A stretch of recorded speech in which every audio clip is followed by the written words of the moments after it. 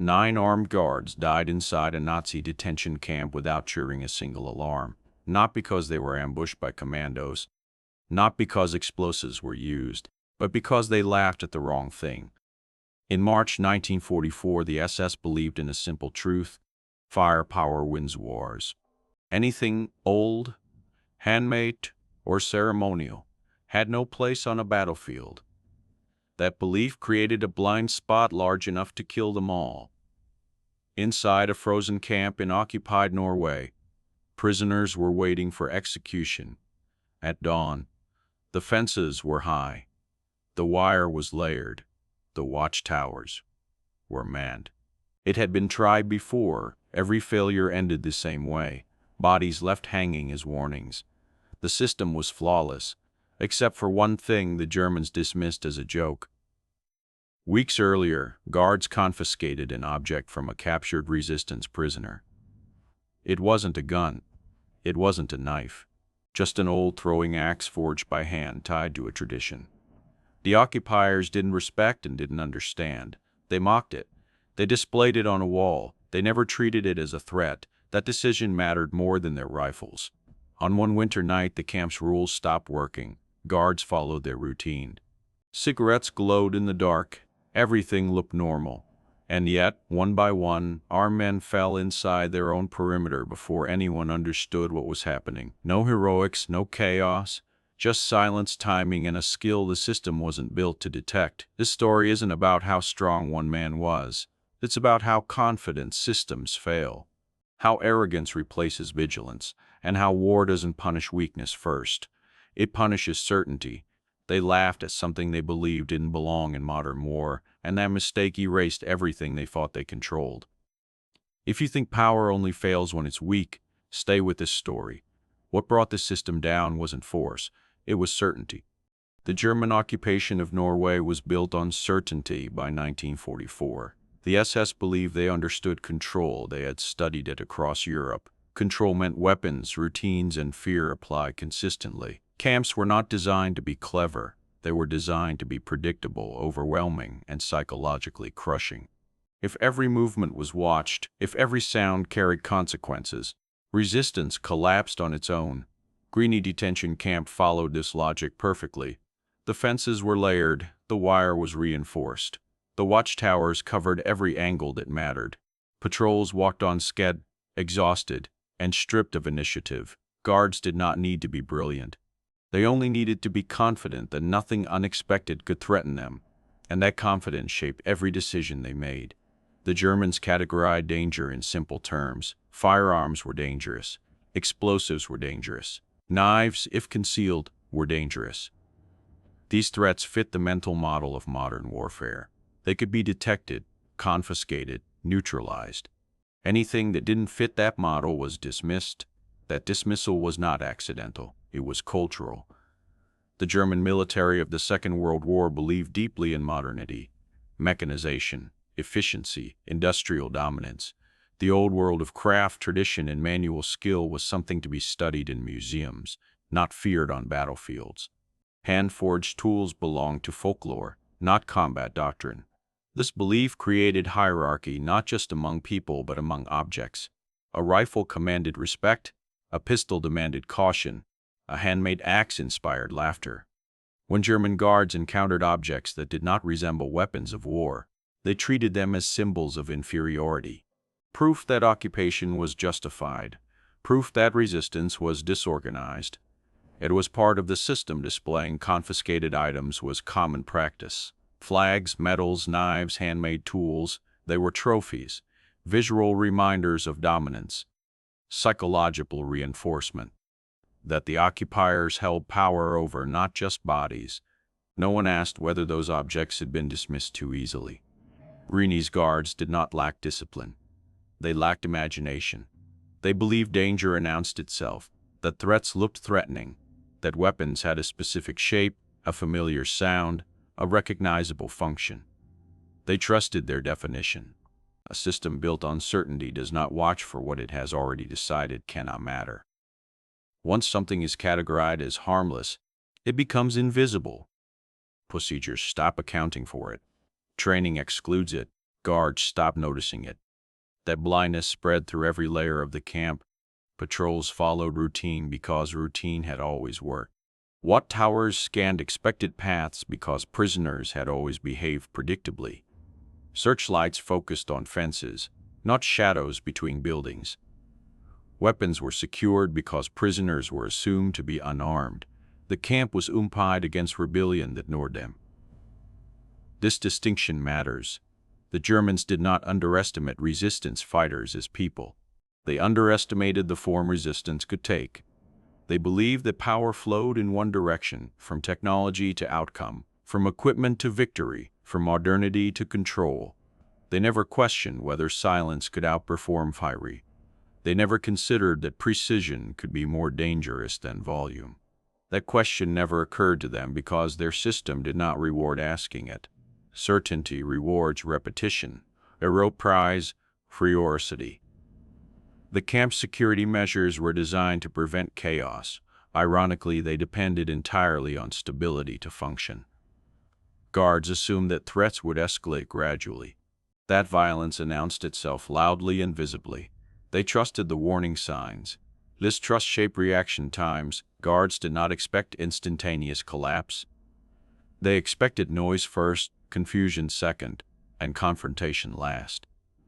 Their responses were designed for escalation, not precision. This is the core mistake. By treating certain tools as laughable, the Germans removed them from the category of risk. Once removed, those tools bypassed every safeguard built to stop danger. They passed through searches, they passed through assumptions, they passed through attention itself. The guards believed to foster relaxed stances, casual patrols, cigarettes smoked near gates, conversations during rounds. The certainty that nothing inside the wire could challenge what stood outside it. This was not incompetence, it was confidence unchallenged by reality. The irony is brutal. The more advanced the system became, the less flexible it was. Each layer of security reinforced the same assumptions. Each quiet night strengthened the idea that control was absolute, and when control appears absolute, vigilance declines. The Germans did not lose control because they were careless. They lost it because they were sure. Sure that modern weapons defined war, sure that ridicule was harmless.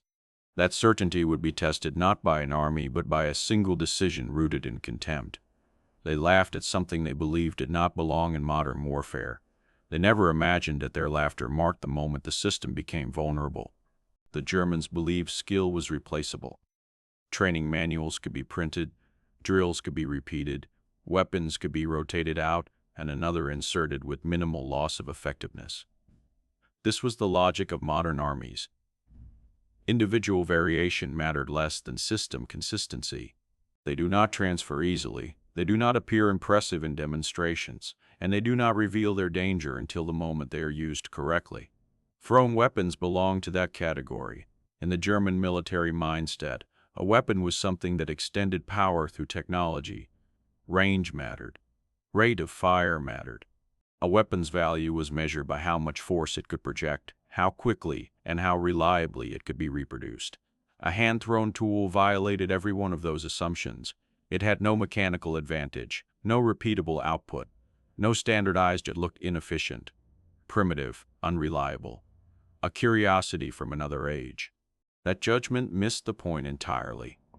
Thrown weapons do not compete with firearms. They operate in a different domain. They are not meant to dominate open battle. They exist for moments where noise is lethal. Speed matters more than volume, and hesitation cannot be afforded. They are weapons of decision. A thrown axe in practiced hands is not about strength. It is about control, control of distance, control of timing, control of rotation. Every throw is an equation solved in motion. Weight, distribution, release, angle, spin rate, and environmental factors are processed instinctively, not consciously. This is not something a manual teaches well. It is learned through repetition, failure, and correction over years. Through muscle memory refined to the point where calculation disappears. The body knows what the mind no longer needs to articulate. That kind of skill cannot be confiscated. The Germans understood weapons that removed the threat. If you lock the ammunition, you neutralize the danger. If you control supply chains, you control outcomes. But a skill embedded in a person does not obey those rules. It travels unnoticed. It survives captivity, and it requires no permission to function. This is why the object itself mattered less than the knowledge behind it. By hanging a handmade tool on a wall, the guards believed they had stripped it of power. They assumed the threat was external, tied to the physical item. They never considered that the real weapon was the understanding of how to use it. That misunderstanding was systemic. Modern militaries train soldiers to react to threats. Explosions trigger protocol. Alarms initiate procedures. Even hand-to-hand combat has a defined place within doctrine. Silent precision does not. A thrown weapon does not announce itself. There is no muzzle flash, no recoil. No echoed impact, is immediate and localized. The first indication of danger is often its result, not its arrival. This collapse reaction windows.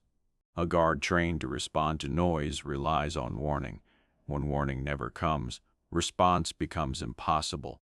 Systems designed around escalone fail when escalone is bypassed. The Germans believed superiority meant predictability, that their enemies would either be chaotic and loud or organized and detectable. A single precise action performed in silence did not fit that framework.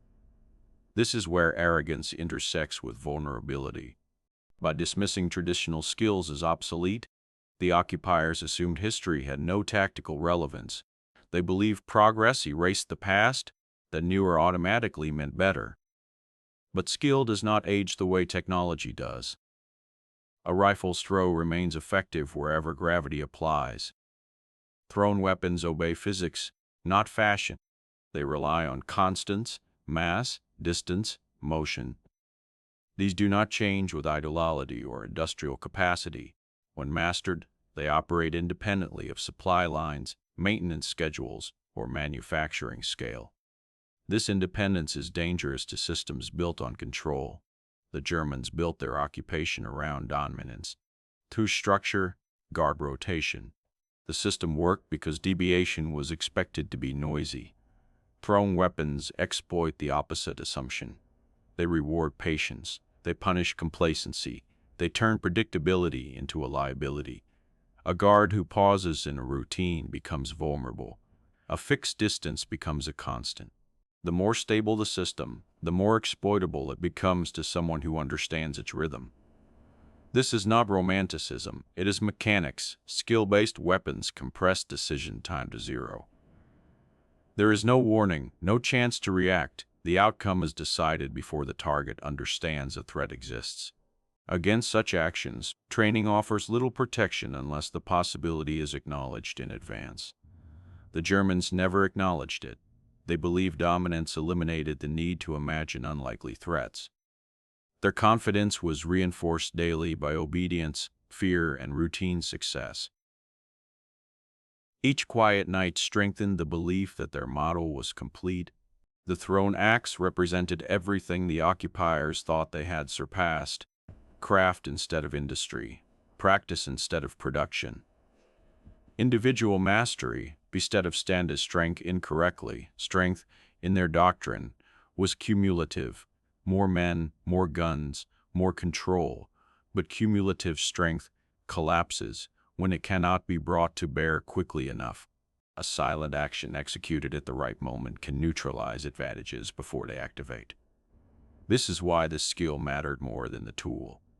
The axe itself was only dangerous because it was wielded by someone who understood timing better than force, who understood that silence creates space, that space creates opportunity. The Germans did not lose because they lacked weapons. They lost because they misjudged relevance. They believed certain skills belonged to the past and therefore could not shape the present. That belief removed those skills from their threat models, and anything removed from a threat model becomes invisible. Invisibility is the most dangerous condition in war. You cannot defend against what you do not see. You cannot react to what you do not expect, and you cannot stop a skill you do not respect. The mistake was not laughing. The mistake was believing that laughter carried no cost. Every system has a window where it can fail, not because it is weak, but because it is stable. Stability creates rhythm, rhythm creates predictability, and predictability over time creates a narrow opening where everything depends on timing rather than force. The Germans believed Greeny was secure because nothing ever changed. Light swept the same arch night after night. Even the smallest deviations were documented, corrected, and absorbed back into routine. Order was not maintained by constant alertness, but by repetition. This is how control feels permanent. But repetition also creates chaos, becomes vulnerable to precision. It expects disorder to grow, to escalate, to announce itself. It is prepared for noise, not for exactness. The window of impossibility emerges in that gap. It is not long, it does not repeat, and it cannot be exploited twice. At Greeny, this window existed because the camp's security relied on overlap. One tower covered what the next tower ignored. Responsibility was distributed, which meant accountability was diluted. No single guard felt personally responsible for everything. That is the first crack. The second was time. Night shifts the Germans were careless, but because they believed darkness reduced risk, prisoners slept. Movement slowed. The camp did not expect initiative after lights out. Fatigue replaced vigilance. Security tightened during the day. At night it relied on habit. This was the second crack. The third crack was psychological. Guards inside Greeny did not feel hunted. They felt dominant. They were inside the wire, armed, surrounded by obedience. That sense of superiority lowered their perception of urgency. Small noises were dismissed, shadows were ignored. Silence meant safety. The system interpreted calm as proof of control. This is where impossibility becomes opportunity. Escape from Greeny was considered impossible not because it could never happen, but because it required everything to align at once. Timing, knowledge, and willingness to act without confirmation. Most resistance plans fail because they wait for certainty. Certainty never arrives. The window at Greeny existed for minutes, not hours. It depended on guards being exactly where they always were, on routine continuing uninterrupted. Any disruption too early would close it. Any hesitation too late would erase it. This is why the system appeared invincible, not because it was flawless, but because exploiting it required accepting unacceptable risk. The Germans assumed prisoners would never take that risk. They were mostly correct. Most people do not act inside windows of impossibility. They wait for guarantees. By the time those appear, the window is gone. The camp's design exploited this human tendency. Eye fences did not just block bodies, they blocked imagination. Every visible barrier reinforced the belief that escape was futile. Every failed attempt reinforced obedience. This psychological enclosure mattered more than the physical one. But systems that rely on internalized fear are brittle. They work until someone stops believing. The moment belief collapses, the system must rely entirely on response speed, and response speed is exactly what silent, precise action eliminates. The Germans expected escalation. They expected resistance to build gradually, to begin with noise, to announce itself through confusion. Their protocols were layered accordingly. Identify, contain. The window of impossibility bypasses the sequence entirely. When the first sign of failure is already irreversible, protocols become irrelevant. Guards react to outcomes rather than threats, and reaction time becomes the deciding factor. At Greeny, the Germans trusted that reaction time would always favor them. They had guns, they had numbers, but authority does not shorten reaction time. It often lengthens it. Guards accustomed to control hesitate when that control is challenged unexpectedly. They look for explanation before action. They search for confirmation that something is wrong. They assume error before assuming danger. This hesitation is measured in seconds. It exists between perception and understanding, between seeing something unusual and accepting that it is catastrophic. Systems trained to prevent chaos are slow to recognize collapse. This is the paradox. The more orderly a system is, the longer it takes to accept that order has failed. At Greeny, that delay was fatal. The guards did not expect threat from within their perimeter. They expected obedience.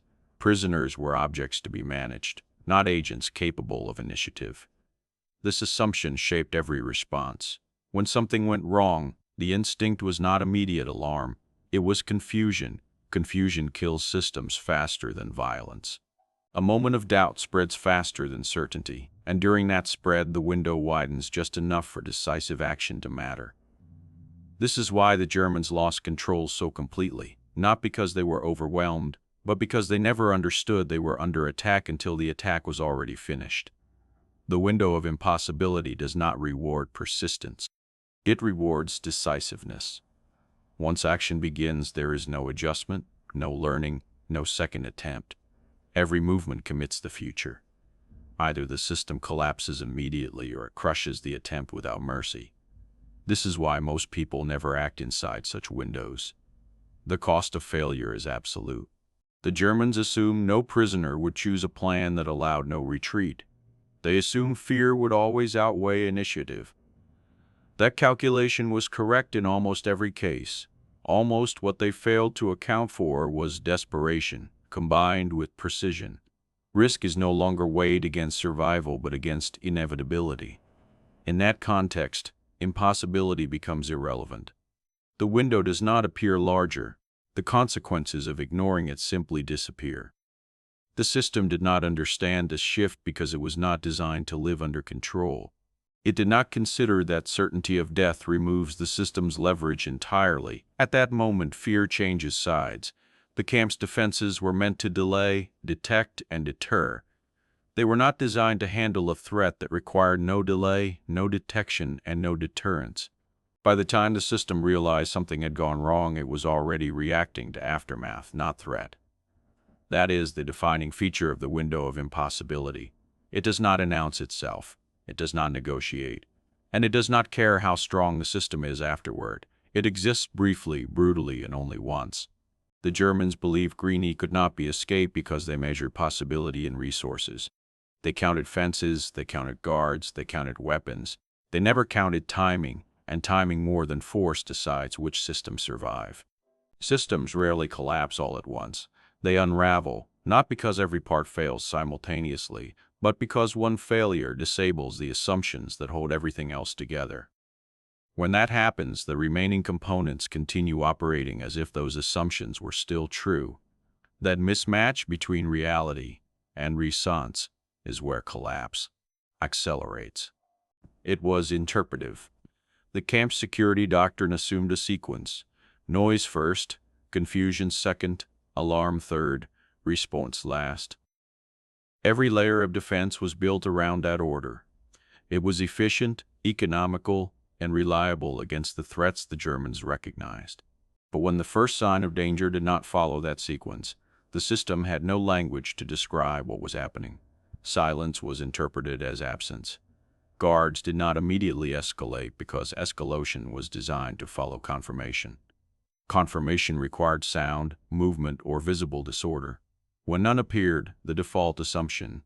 This delay mattered more than any weapon. As isolated elements began failing, the system treated them as anomalies rather than indicators. One guard not responding was a personnel issue.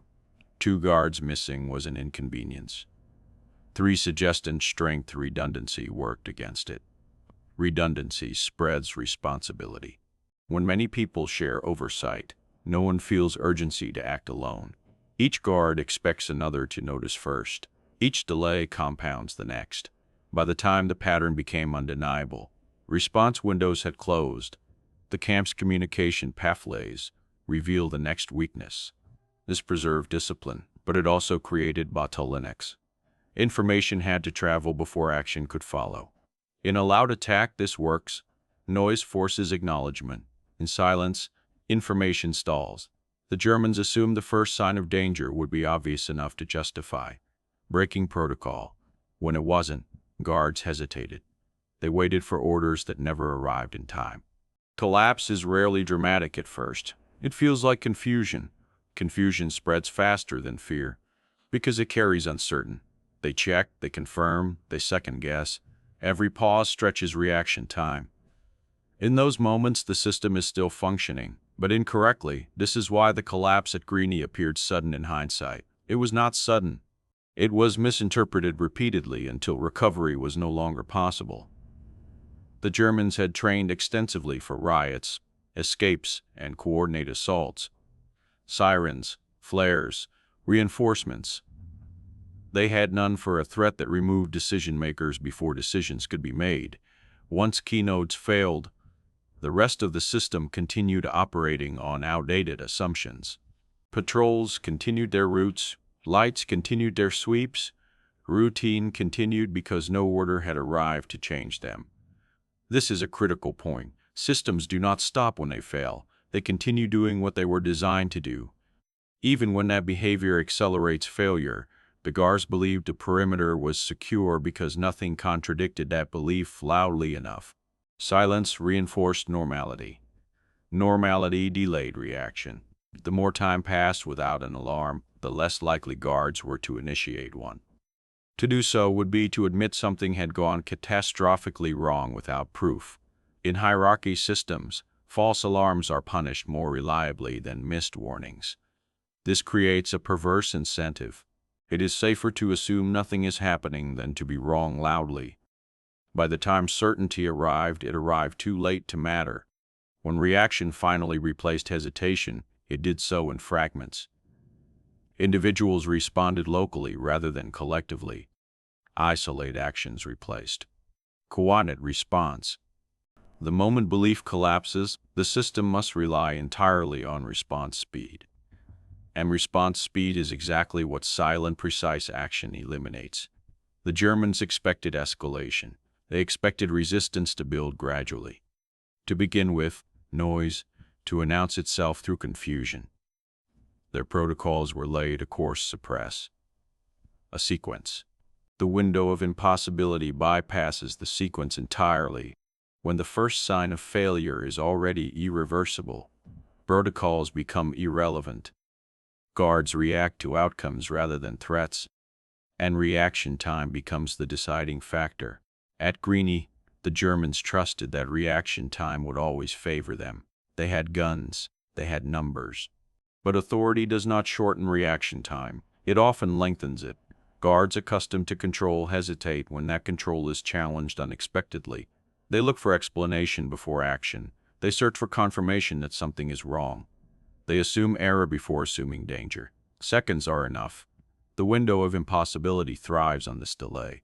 It exists between perception and understanding, between seeing something unusual and accepting that it is catastrophic. Systems trained to prevent chaos are slow to recognize collapse. This is the paradox. The more orderly a system is, the longer it takes to accept that order has failed. At Greeny, that delay was fatal. The guards did not expect threat from within their perimeter.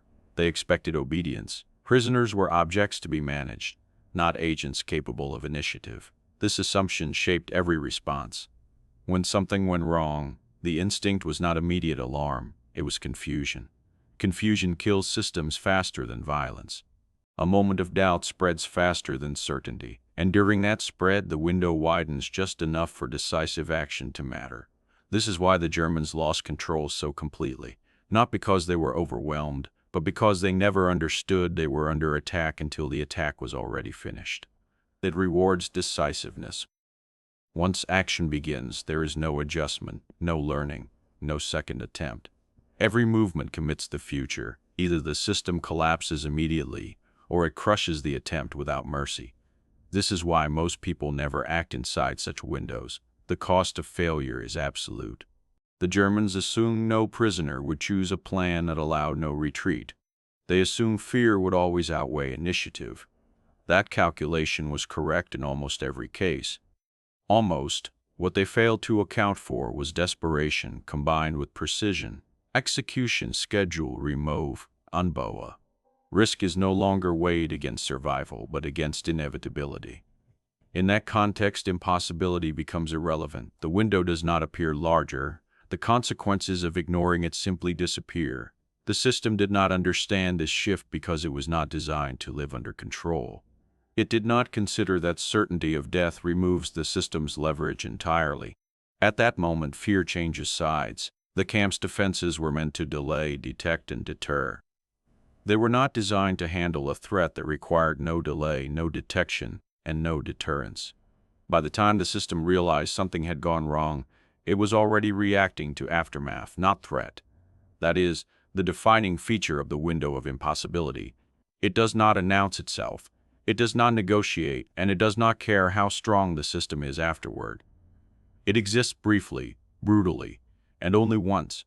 The Germans believed Greeny could not be escaped because they measured possibility and resources. They counted fences, they counted guards, they counted weapons. They never counted timing, and timing more than force decides which systems survive. The collapse of a system never ends when the noise stops. What follows is always more revealing than the moment of failure itself, because aftermath exposes what the system truly valued, what it misunderstood, and what it was never prepared to face. At Greeny, the immediate response was predictable. More guards, more lights. The Germans treated the collapse as a problem of insufficient force. Their instinct was to reinforce, not to reflect. They assumed the system had been overwhelmed rather than outmaneuvered. This response was consistent with their doctrine. When control slips, apply more pressure, but pressure does not fix. Patrols doubled. Prisoners were punching indiscriminately. The environment grew more brutal, but not more intelligent. The Germans tightened what they already believed in, instead of questioning why it had failed. This reaction had consequences they did not anticipate. Increased force did not restore certainty. It advertised insecurity.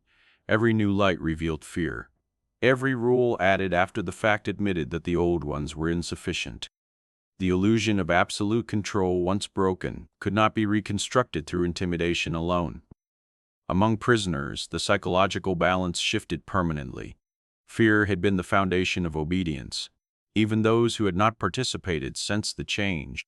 The camp no longer felt invincible. It felt reactive. That distinction matters. Systems inspire calculation instead of submission.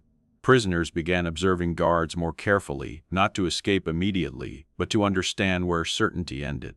The collapse had taught them that the system was not omniscient. Hope did not return in dramatic ways. It returned quietly as awareness. On the German side, something else changed. The occupiers no longer trusted their own assumptions.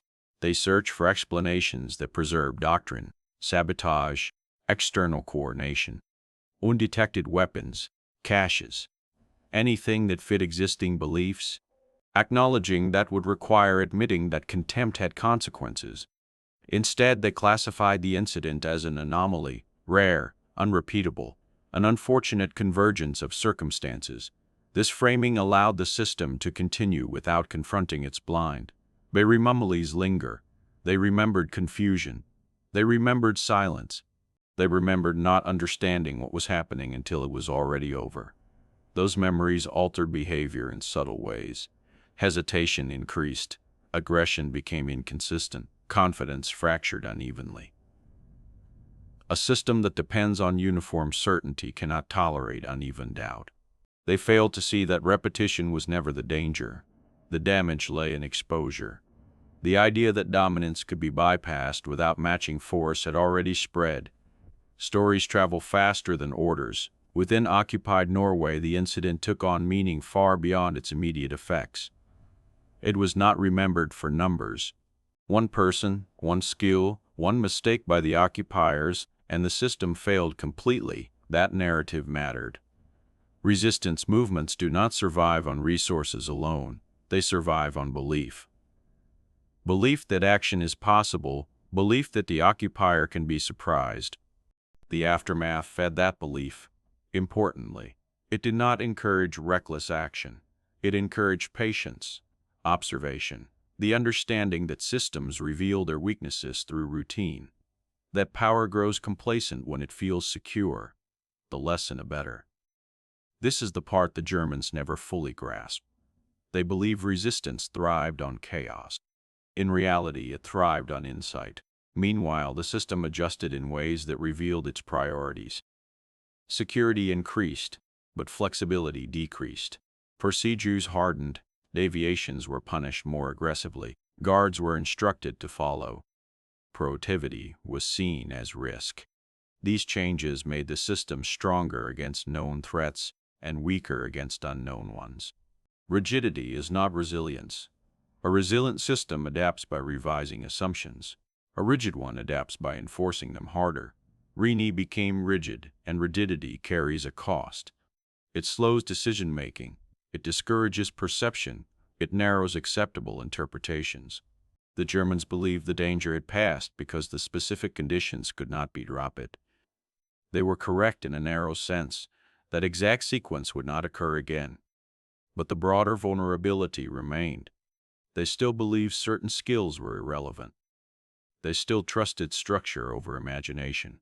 The system survived, but it did not learn. This is why the aftermath matters more than the event. Events expose weaknesses. Aftermath reveals whether systems understand what they have been shown. At Greeny, the Germans responded as expected. They increased control. They punished deviation. What they did not do was change how they thought about danger. That failure ensured that similar blind spots existed elsewhere, unnoticed, waiting for circumstances to align. The prisoners who survived carried a different lesson. They learned that impossibility is often a narrative enforced by power, and that inevitability collapses the moment it is disproven. Not randomly, but decisively, the aftermath was not victory in the traditional sense. It did not end occupation.